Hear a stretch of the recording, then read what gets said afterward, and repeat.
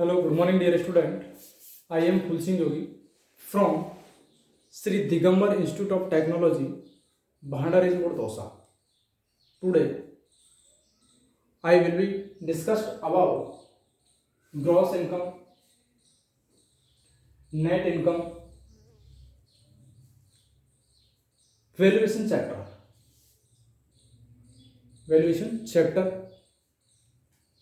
According to RT syllabus, Civil Engineering branch 6th semester estimate and costing subject का जो आपका 5th number का chapter है, ये यूनिट है लास्ट वाली, वो वैल्यूएशन है। उसमें वैल्यूएशन आपको फाइंड आउट करना होता है, बताना होता है कि आपको वैल्यूएशन आपकी जो प्रॉपर्टी है उसकी वैल्यू क्या है। आपने इससे प्रीवियस जो वीडियो था उसके अंदर आपने देखा था कि प्रॉपर्टी की वैल्यू जो अपन फाइंड आउट करते हैं उसे वैल्यूएशन कहते हैं, यानी प्रेजेंट टाइम में जो आपकी डिटरमाइन एनी प्रोसीजर, ठीक है, प्रेजेंट टाइम में आपकी जो वैल्यू है वो आपकी प्रॉपर्टी की वैल्यू कितनी है वो अपन फाइंड आउट करते थे। यदि आप ये कहेंगे कि उसका जो पर्पस था कि पर्पस क्या है वैल्यूएशन फाइंड आउट करने का, ठीक है, वो भी आप फाइंड आउट करते थे कि क्या पर्पस थे। मैंने आपको बताया था कि टैक्सेशन या प्रॉपर्टी सेलिंग या फिर बाइंग या फिर आप ये कह सकते हैं टैक्सेशन या रेंट फिक्सेशन जो अपन करते थे, जो आपके पर्पस थे जिनके माध्यम से आपको वैल्यू बतानी होती थी, ठीक, उनके लिए आपको वैल्यू की रिक्वायरमेंट होती थी। तो आप फर्स्ट ऑफ ऑल में कल लास्ट वीडियो में मैंने बताया था क्लास में आपको कि आपकी जो प्रॉपर्टी है वो डिपेंड करती है कि आपने प्रेजेंट टाइम जो आपकी इनिशियल जो कॉस्ट थी वो कितनी थी, उससे इनकम आपकी जो कितनी है, ठीक है, ग्रॉस इनकम और नेट इनकम, उनके माध्यम से ही आपको ये बताना होता है कि इसकी रेंट इतनी लगेगी या फिर इस पर प्रॉपर्टी पर टैक्स इतना लगेगा, लोन इस पर आप इतना ले सकते हैं, क्योंकि सिक्योरिटी के लिए आपको प्रॉपर्टी को जमा कराना होता है, ठीक, कि आपकी प्रॉपर्टी इतनी है, सिक्योरिटी के लिए रखना होता है आपको बैंक में, तो उसके लिए आपको इतना लोन मिल सकता है। ये सारी चीज़ों के लिए, या फिर आप ये कह सकते हैं कि जो प्रॉपर्टी है उसको आल्सो रिक्वायरमेंट होती है कि इंश्योरेंस के लिए, यदि आप ये कहें इंश्योरेंस भी अगर आप करवा रहे हैं बैंक के अंदर, आपकी जो जैसे कोई बाइक है या 4 व्हीलर गाड़ी है आपको उसका इंश्योरेंस करवाना है, तब भी आपको वैल्यू की रिक्वायरमेंट होती है, वैल्यूएशन की रिक्वायरमेंट होती है। पर्पज ये भी आप इसमें ऐड कर सकते हैं लास्ट वीडियो वाले में कि इंश्योरेंस वगैरह के लिए भी आपको वैल्यूएशन की रिक्वायरमेंट पड़ती है। क्यों पड़ती है कि यदि आपने इंश्योरेंस करवाया कि मेरी जो प्रॉपर्टी है इतने इतने रुपए की, यदि आपकी प्रॉपर्टी की वैल्यू आपको पता नहीं है और आपने 10 लाख की प्रॉपर्टी के उसके ऊपर मान लिया कि 10 लाख की ये प्रॉपर्टी है, इसके इंश्योरेंस आपने करवा दिया, तो 10 लाख के अकॉर्डिंग हुआ, लेकिन सपोज दैट उसकी चोरी हो गई, तो आपको जो पैसे मिलेंगे आपने इंश्योरेंस करवाया उसके अकॉर्डिंग मिलेंगे, आपकी जो प्रॉपर्टी की वैल्यू थी उसके अकॉर्डिंग मिलेंगे। तो आपकी जो प्रॉपर्टी थी वो 10 लाख रुपए की है तो आपको उसके अकॉर्डिंग पैसे मिलेंगे। यदि वो नहीं होती तो आप ज़्यादा इनकम कर सकते हैं, सपोज 5 लाख की होती तो आप क्या करेंगे, उसकी जबरदस्ती चोरी करवा देंगे या फिर वैसे तोड़ फोड़ के पटक देंगे उसको, क्योंकि आपको पता है कि बैंक आपको 10 लाख रुपए देने वाली है 5 की जगह। तो ये सारी चीज़ें आपको पता है, करने के लिए ही आपको वैल्यूएशन पढ़ाई जाती है। अगर आपको वैल्यूएशन पता होती है तो आप उसी के अकॉर्डिंग कार्य करेंगे, ठीक है, उसी के अकॉर्डिंग आप इंश्योरेंस करेंगे, जिसकी वजह से यदि आपकी प्रॉपर्टी खो भी जाती है तो आपको खुद को पता है अपन खुद का लॉस नहीं करेंगे। ये सारी चीज़ें होती है। तो आप पहले डिपेंड करेगा कि ग्रॉस इनकम क्या है। ग्रॉस इनकम क्या है कि आपकी कोई भी प्रॉपर्टी है उसकी टोटल बेनिफिट आपको कितना मिल रहा है, कितना उससे अर्निंग हो रही है, कितना आ रहा है, लेकिन आप आउट गोइंग को नहीं इंक्लूड कर रहे हो उसके अंदर, कितना जा रहा है उससे मतलब नहीं है, लेकिन आपकी प्रेजेंट टाइम में उस प्रॉपर्टी से कितनी इनकम हो रही है, कितना उससे आ रहा है, तो वो चीज इसके अंदर आपके कहेंगे ग्रॉस इनकम कहेंगे आप उसे। तो आप इसके अंदर लिख सकते हैं gross income is the total income.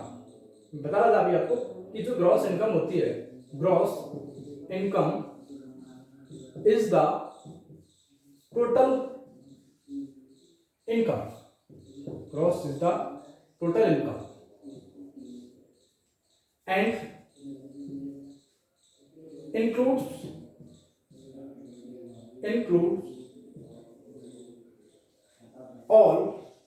includes all receipts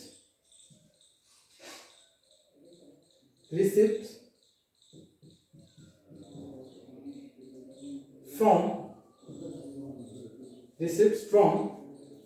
various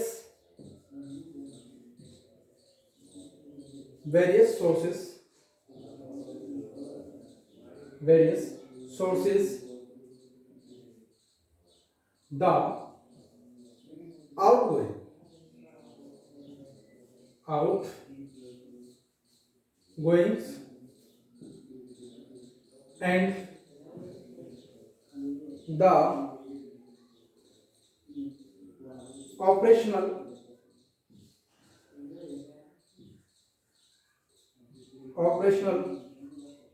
and collection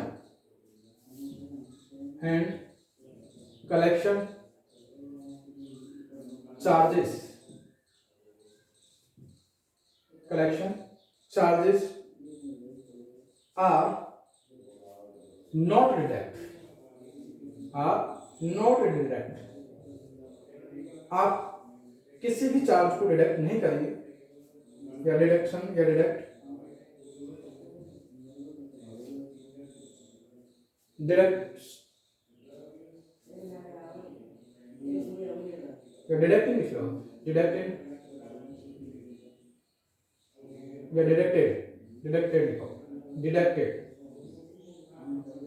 deducted.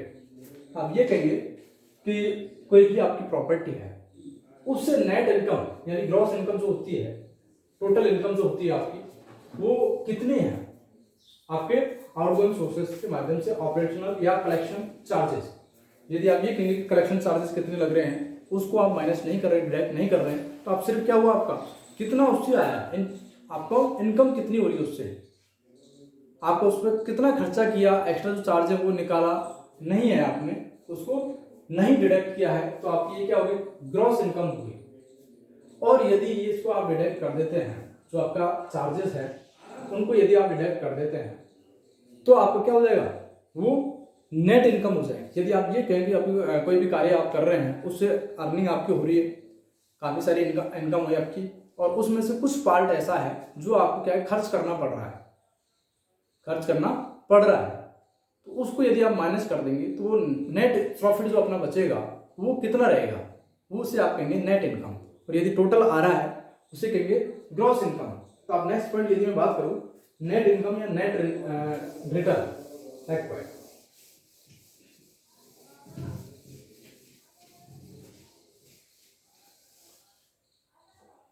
Net income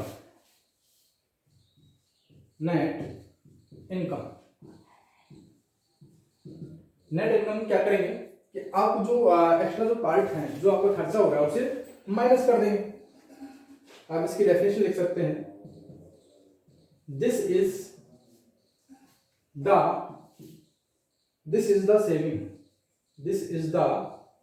saving और the amount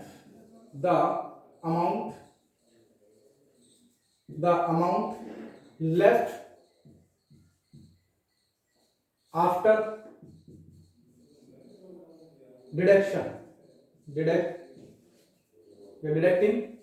after deducting or outgoings। आप ये कहेंगे कि आपकी जो प्रॉपर्टी है उससे saving, this is the saving और the left after deducting all outgoing, यानी आपको जो जितना खर्चा हुआ उसको यदि आप डिडक्ट कर देते हैं, बची हुई जो पार्ट है वो अपने पास क्या सेविंग है, एक तरीके से वो क्या होती है, आपकी नेट इनकम होती है। Out goings operational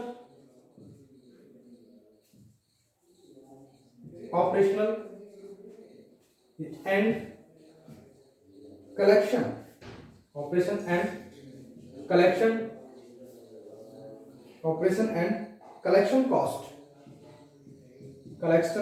cost from the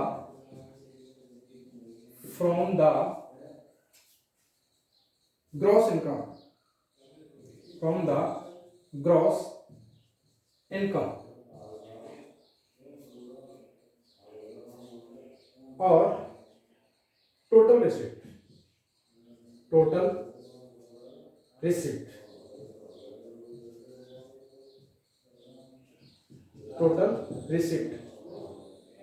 यदि आप ये कहें कि टोटल रिसिप्ट में से आपकी जो ग्रॉस इनकम है उसमें से यदि आप कलेक्शन या ऑपरेशनल या फिर आउटगोइंग्स जो भी पार्ट है उसको क्या करते हैं, डिडक्ट कर देते हैं, तो आपके पास क्या बचेगा, नेट इनकम बचेगा।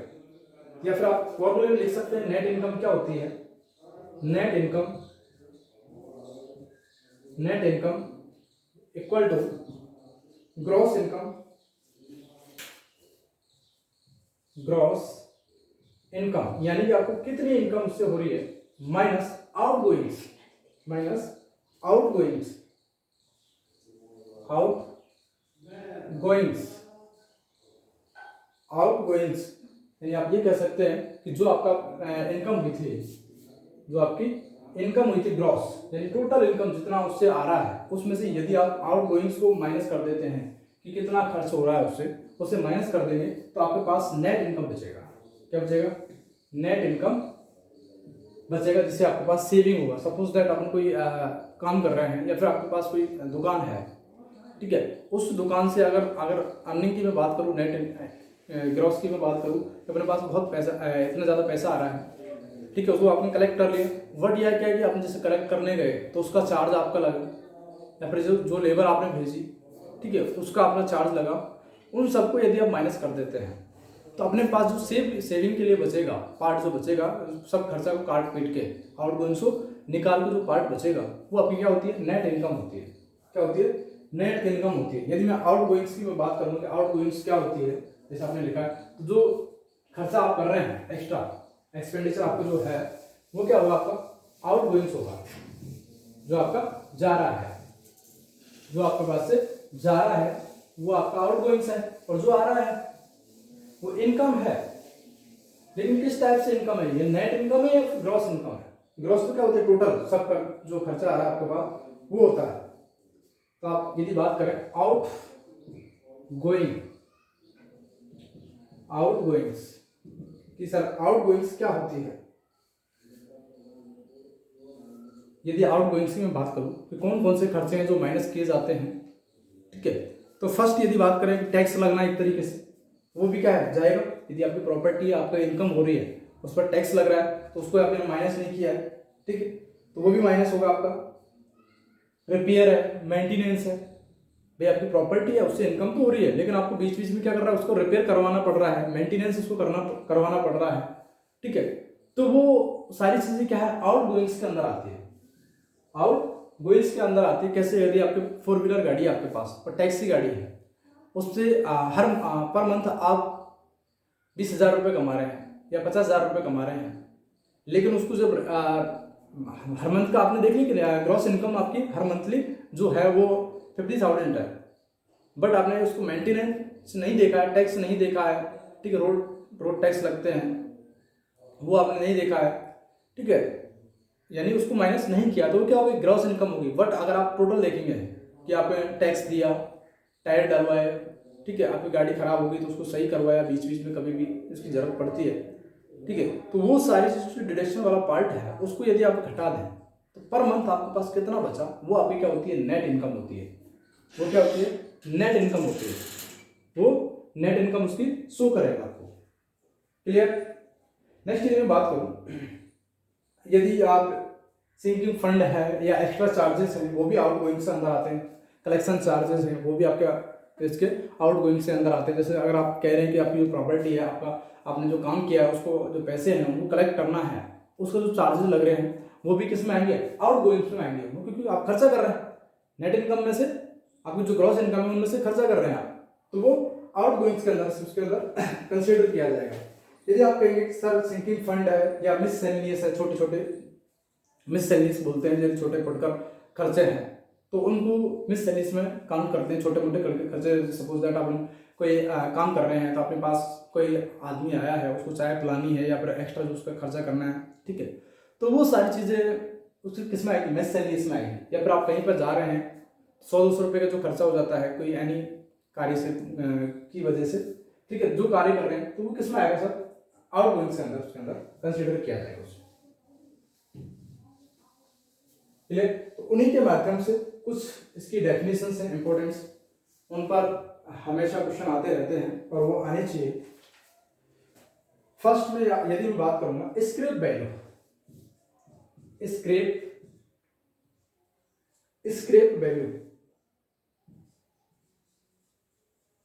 स्क्रैप वैल्यू, आप नॉर्मल डेफिनेशन ये समझे कि स्क्रैप वैल्यू पर आपका अधिकतर क्वेश्चन आते हैं। स्क्रैप वैल्यू और सेल्वेज वैल्यू ये होती क्या है? जब आपको पता लगा वैल्यू का मतलब है कि उसकी प्रेजेंट टाइम की जो वैल्यू है उसकी कॉस्ट कितनी है, ये है। स्क्रैप वैल्यू में बात करूंगा और सेल्वेज वैल्यू में बात करूंगा। दो डेफिनेशन आपके पास में कि यदि सपोज दैट आपकी बिल्डिंग है, उस बिल्डिंग की यूजफुल लाइफ माना सपोज दैट आपकी बिल्डिंग 50 साल के लिए आपने बनाई है।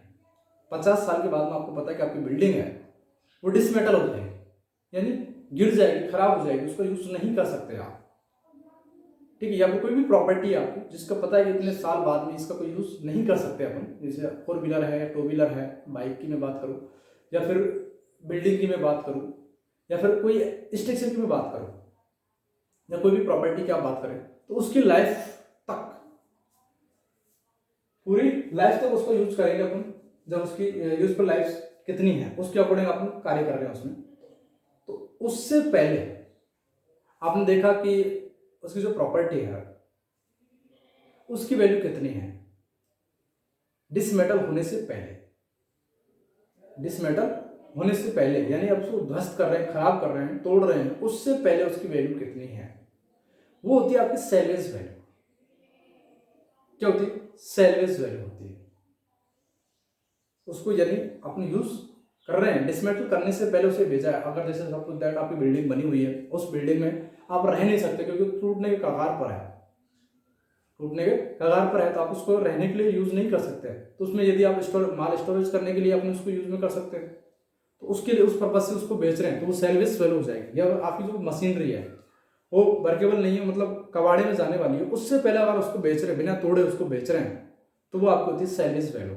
और यदि आप ये कहें कि आपकी जो बिल्डिंग है वो उसको डिसमेटल कर दिया जाए, तोड़ दिया जाए, ठीक है, तो उसमें जो पार्ट बचते हैं, वो पार्ट बचते हैं, उनका यदि आप यूज कर रहे हैं, तो वो आपकी वैल्यू होती है स्क्रैप वैल्यू। और स्क्रैप वैल्यू आपकी जो बिल्डिंग है उसका टोटल कॉस्ट जो होती है उसका 10% होती है, उसका 10% होती है।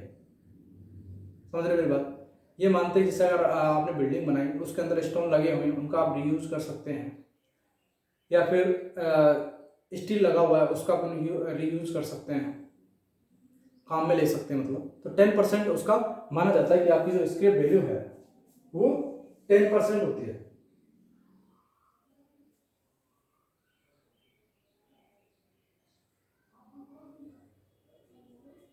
किस टाइम? कि जब आपकी प्रॉपर्टी उसकी डिसमेटल कर दिया जाए, यानी उसे तोड़ दिया जाए।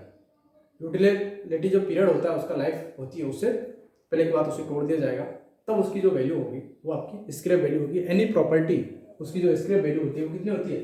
10% होती है। अब ये बात करें कि सेल्वेज वैल्यू और स्क्रैप वैल्यू सर क्या होगी, कि यदि कोई जरूरी नहीं है कि पॉजिटिव हो नेगेटिव हो, नेगेटिव भी हो सकती है, पॉजिटिव भी हो सकती है, जीरो भी हो सकती है इनकी वैल्यू। जैसे सपोज दैट आपने मलबा है, आपने बिल्डिंग को तोड़ा, तो उसको पहुंचाने के लिए दूसरी जगह पहुंचाएंगे तो उसको खर्चा भी आ सकता है एक्स्ट्रा, वो नेगेटिव में भी जा सकता है, ठीक है। तो वो सारी चीजें हैं। तो आप इसकी डेफिनेशन में आप लिख सकते हैं स्क्रैप वैल्यू। स्क्रैप वैल्यू क्या होती है इसकी डेफिनेशन लिखिए।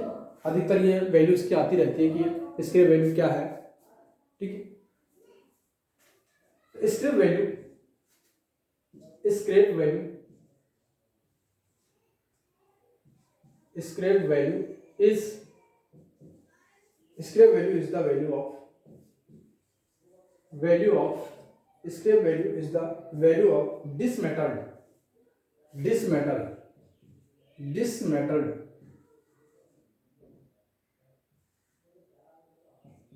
यानी इसे तोड़कर, dismetaled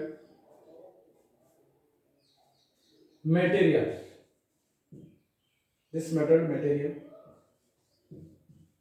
materials for a building, for a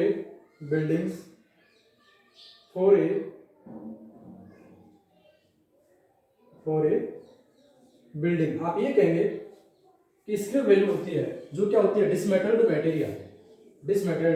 material for a building, कोई भी बिल्डिंग के लिए डिसमेटल्ड पार्ट होता है एक तरीके से, डिसमेटल्ड पार्ट होता है एक तरीके से, material for a building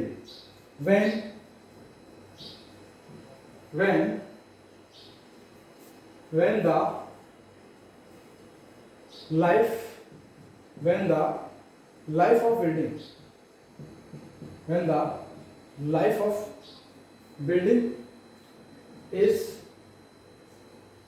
over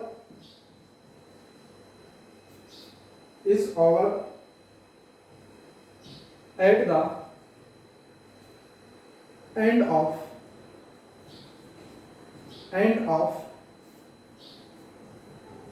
of its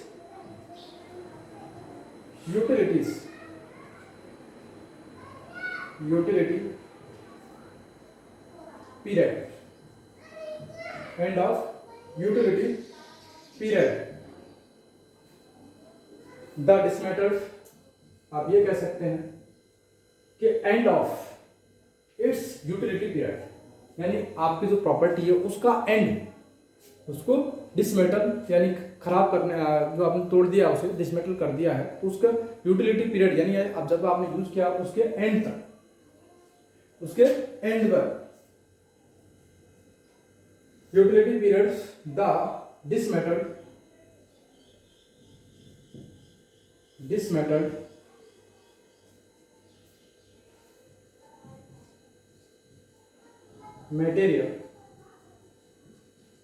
dismetaled material as steel, यानी आपकी स्टील आप यूज कर सकते हैं, ब्रिक या स्टोन्स, ब्रिक्स या टिम्बर या ईटीसी। जैसे मैंने आपको बताया था कि कोई भी प्रॉपर्टी है, जैसे कोई बिल्डिंग बनी हुई है उसको आप डिसमेटल कर रहे हैं तो आप स्टील का यूज कर सकते हैं, रेनफोर्समेंट वगैरह या फिर विंडो डोर उनके जो बने होते हैं उनका यूज कर सकते हैं, या ब्रिक है उस लगाइए उसका यूज कर सकते हैं, या फिर टिम्बर लगाइए उसका यूज कर सकते हैं, या फिर आप टिम्बर समझ लो लकड़ी, ये स्टोन लगाया तो इसका स्टोन का यूज कर सकते हैं। विल फेस ये सर्टेन अमाउंट, इसके अंदर ये 10% होता है तो आप इसके अंदर ये भी लिख सकते हैं, will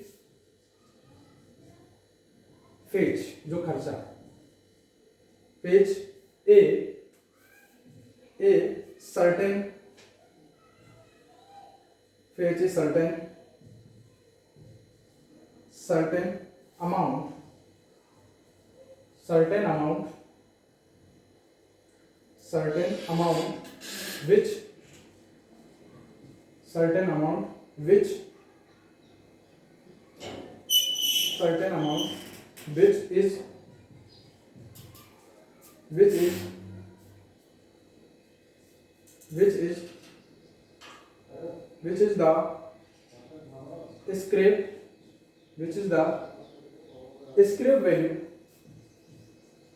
which is the scrap value, of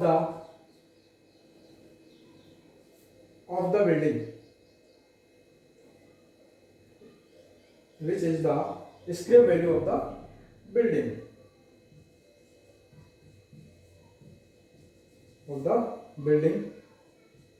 the scrap value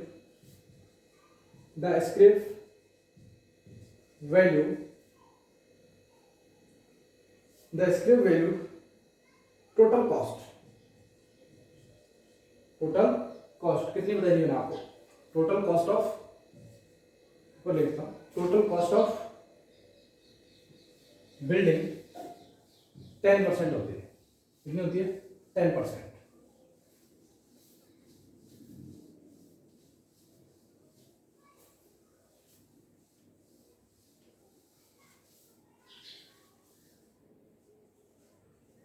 The scrap value of a building of a, यहाँ लिखता हूँ, of a building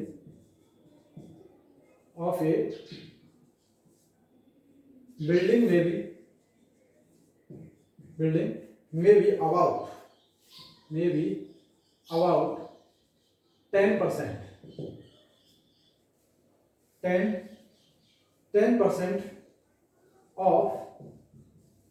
10% of its total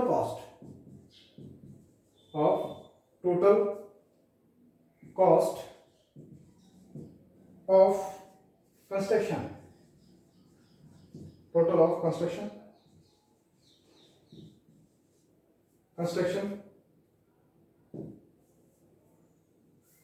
आप ये कहेंगे कि आपकी जो कंस्ट्रक्शन किया गया था उस टाइम उसका 10%, उसकी 10% जो कॉस्ट है वो क्या होती है, आपकी स्क्रैप वैल्यू होती है। क्या होती है? स्क्रैप वैल्यू होती है। तो आप नॉर्मली ये कह सकते हैं कि आपकी कोई बिल्डिंग है, उसको अगर आप डिसमेंटल कर रहे हैं, उसकी एंड लाइफ पर आप उसको खत्म कर रहे हैं, तब उसमें से जो पार्ट जो बचता है, एक्स्ट्रा पार्ट जिनका अपन यूज कर सकते हैं, रीयूज कर सकते हैं दोबारा से, मतलब तो वो जो होता है वो 10% होता है। टोटल कॉस्ट ऑफ कंस्ट्रक्शन 10% होती है। जब आपने बनाया था उसका, तो उसका 10% जो होती है वो स्क्रैप वैल्यू होती है। सीधे सीधे पूछा जाता है स्क्रैप वैल्यू ऑफ बिल्डिंग, तो अपन कहेंगे कि 10%।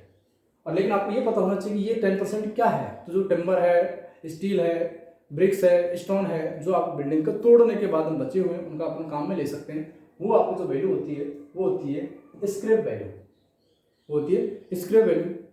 Thank you so much dear student. आगे बात करते हैं नेक्स्ट वीडियो में। बाय।